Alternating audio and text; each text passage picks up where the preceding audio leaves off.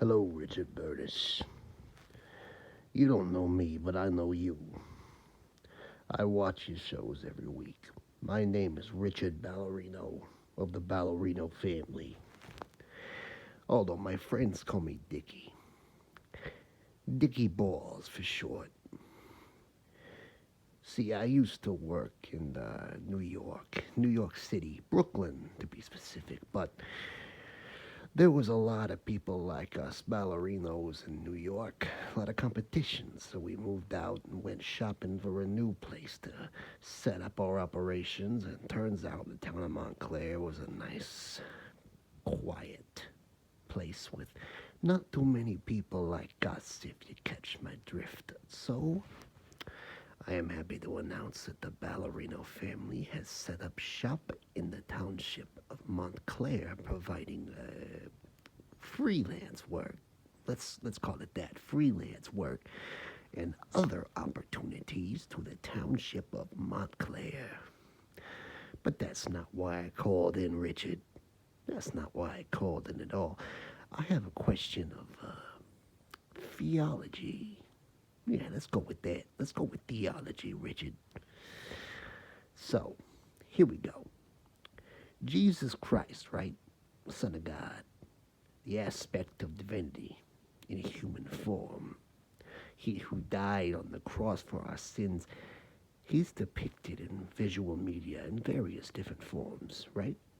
Like, for example, when Christian missionaries were converting various African tribes to Christianity, they would use the Constantinian approach of kind of adapting the image of Christ to suit the cultural tastes of the culture that they were bringing him to. So, for the African tribes, he would be depicted as a darker skinned fellow with, maybe a spear or,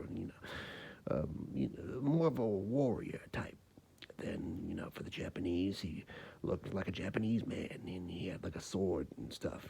He was kind of like a samurai fellow, and in Italy, around the time of the Renaissance, he looked like Cesare Borgia, who kind of looked like you, Richard, except I'm pretty sure you're not having sex with your sister.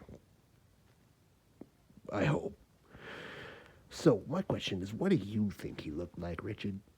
Did he look like you or me? Could he be any one of us?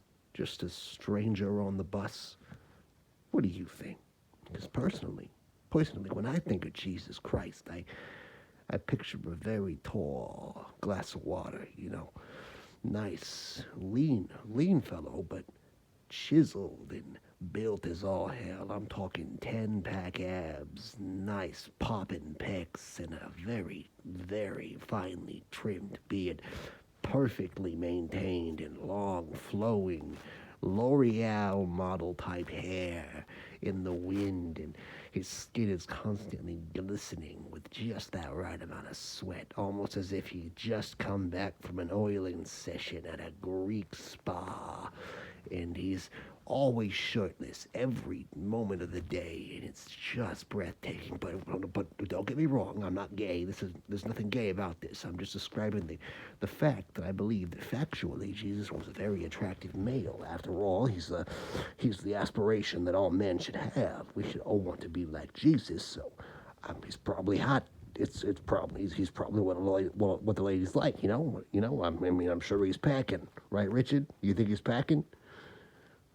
Who do you think has the better package, you or Jesus? Because I ordered Richard's package not too long ago, and it's still in the mail, apparently. They keep having to add postage to it because the package is apparently very big. And, I'm starting to worry, Richard. You wouldn't stiff me, would you? You wouldn't stiff old Dickie Balls, would you? Because you don't want to piss off a ballerino, Richard. Because I've got friends, you see, powerful friends, and we may be in Montclair, but I'm pretty sure the friends that I'm talking about wouldn't have a problem with coming up to Montclair and clapping your cheeks, so to speak. If you think Leroy Sinclair's bad, wait till you see Tony Balls.